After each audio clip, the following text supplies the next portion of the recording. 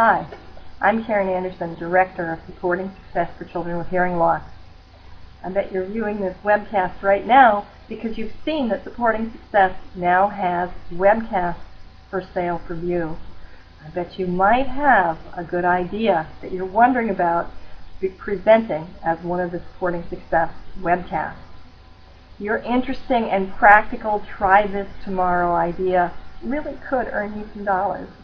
Well, let me tell you a little bit more about what that might mean. We really do need expertise. We need real-world teachers of the deaf and hard of hearing. We need speech-language pathologists. We need educational audiologists or other professionals or persons who work extensively with students or children with hearing loss or their parents or their teachers. This real-world viewpoint is what we're after. Not mainly theory, although theory and research is really important as foundation. What we really want to do is tap into your practical experience. If you have worked extensively with kids and teachers and parents, if you worked with students of varying needs, and even more so, if you have years of trying new and old and wild and bold techniques, then we may very well want to see your proposal with your good ideas. What are the desired topics? It's pretty wide open. Really anything that you've tried and find works well, like techniques or approaches, or anything that you've learned is really important to consider as you plan or do and consult to support the success of children with hearing loss. Those important concepts and things to think about that you'd like to share with your colleagues.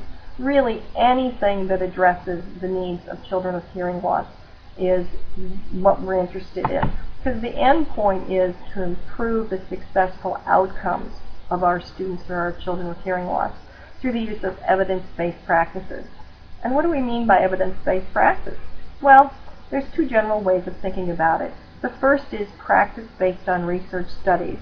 And most people in the field of deaf and hard of hearing realize there's very few studies that look at techniques that and identify those that really have been very efficacious, very successful in improving outcomes of children with hearing loss.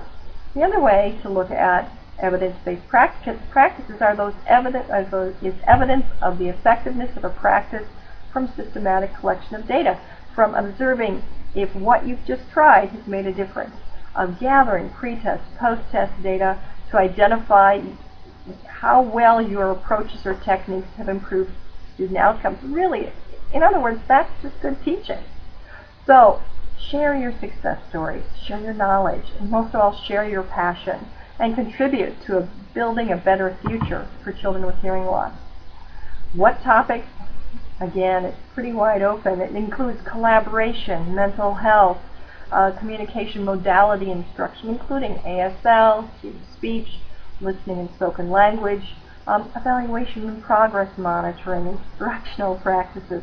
What can we do to support students' better access of the general education curriculum, hearing technology? The thing to keep in mind, though, is that these aren't infomercials. It's not try and sell a product.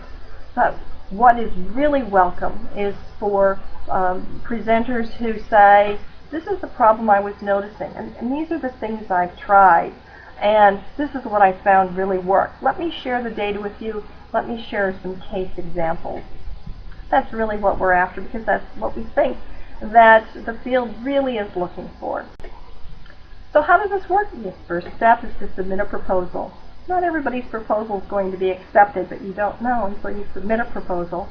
Once your proposal has been approved, you would submit the CEU paperwork.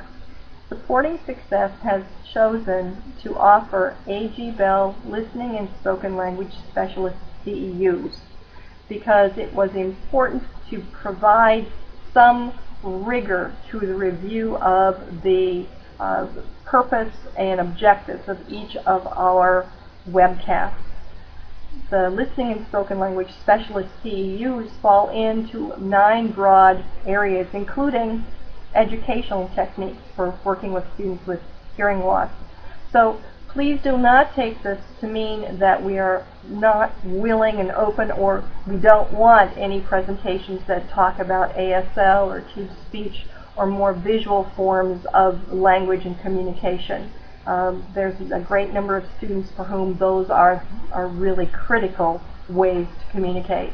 And two, if you all are a person who communicates through American Sign Language or visual support, please feel free to submit a webcast as well.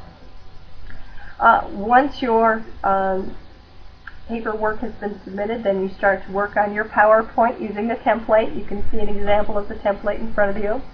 And once that has been reviewed, you're going to get instructions for how to record a webcast.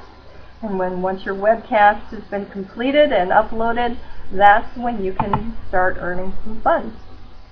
What are the primary benefits? Well, I think the most important one is knowing that you have contributed to improving the successful outcomes of children with hearing loss. You've helped your colleagues, you've helped families, and you've helped children.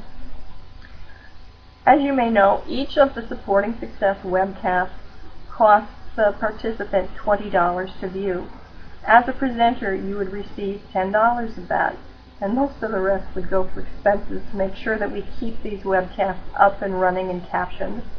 You would also be granted 6 hours of continuing education verifying that it took you time to research and record and really do a good job to pull together a practical, well-developed 1 hour proposal.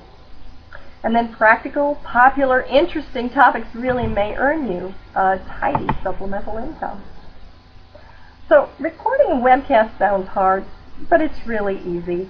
And no one expects that you're going to have an Emmy or an Oscar earning or performance. Heavens knows. I'm talking with my colleagues, with other people I know who are passionate about working with children or students with hearing loss, and then I'm willing to share ideas, and I really want to share my ideas. So it is easy to do the mechanics of recording a webcast, although you do have to have computer and internet access. So for more information on submitting a webcast proposal, please download the handout Submitting a Proposal to Present a Webcast. Again, not everybody's idea will be accepted, and even those that are accepted and developed, not every webcast idea will be popular, but you never know until you send in your idea. So thank you for listening to this short webcast, and I hope to see your webcast proposal soon.